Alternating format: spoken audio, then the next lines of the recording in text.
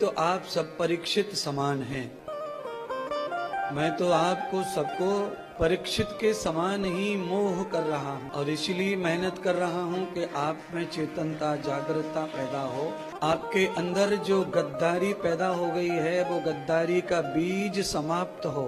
आप वफादार बने अपने और अपने जन्मदाता परमात्मा के, क्योंकि जिनका अस्तित्व संसार में कुछ नहीं है, अगर उनके संग में पड़ोगे तो तुम्हारा अस्तित्व भी मिट जाएगा। बाढ़ की बहती धारा जैसे धरती को भी काट डालती है, ऐसे ही दुष्ट जन आपके जीवन को भी खत्म कर देंगे, नष्ट कर देंगे। दुष्ट जन का तात्पर्य दुष्टों से भी है और दुष्ट विचारों से भी है। दुष्ट प्राणी या दुष्ट विचार किसी का भी भला नहीं करते। आज राजा परीक्षित को भगवान सुखदेव जी ने भगवान के अनेक अवतारों का दर्शन कथा के माध्यम से करवाया। भगवान मानव शरीर में या किसी और रूप में सृष्टि में अवतरण करते हैं, प्रकट होते हैं, पधारते हैं, तो अलग अलग कारण भी भगवान के आने के होते हैं। इसलिए प्रभु को अलग अलग स्वरूप भी धारण करना पड़ता है। मानव शरीर में भगवान आए हैं ऐसा नहीं, अनेक रूपों में आए हैं।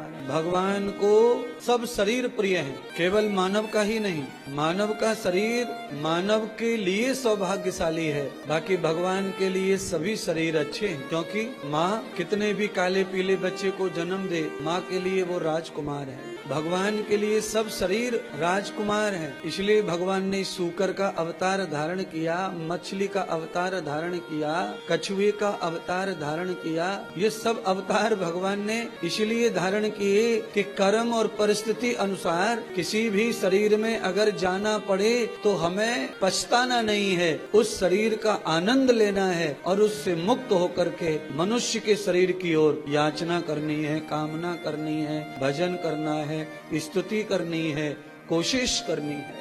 इसीलिए कहावत है कि कोशिश करने वाले की कभी हार, तो प्रयत्न करते रहना चाहिए। और उस प्रयत्न का फल है कि आज आप मनुष्य बने हो, और मनुष्य बनने के बाद जिनकी वाणी, जिनके हाथ, जिनके चरण जल, जिनकी परछाई मात्र से अगर हमारे दुख दर्द खत्म होते हैं, तो फिर हमें उनके शरण में रहना है कि जिनके संग से हमारा दिमाग खराब होता है, उनके संग में रहना है।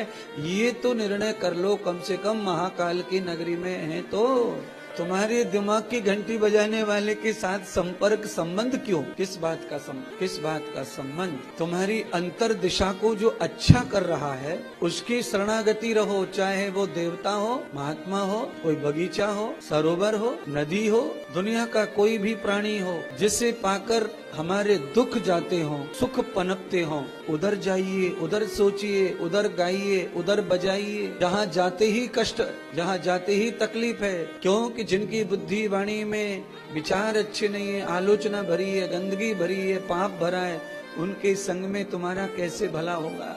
और तुम्हें समझ नहीं है, परख नहीं है किसी को जानने पहचानने की, तुम इसका उसका सुन के बकवास कर रहे हो अपने दिमाग में। इसीलिए परिवार क्लेश बढ़ रहा है, शांति नहीं है जीवन में।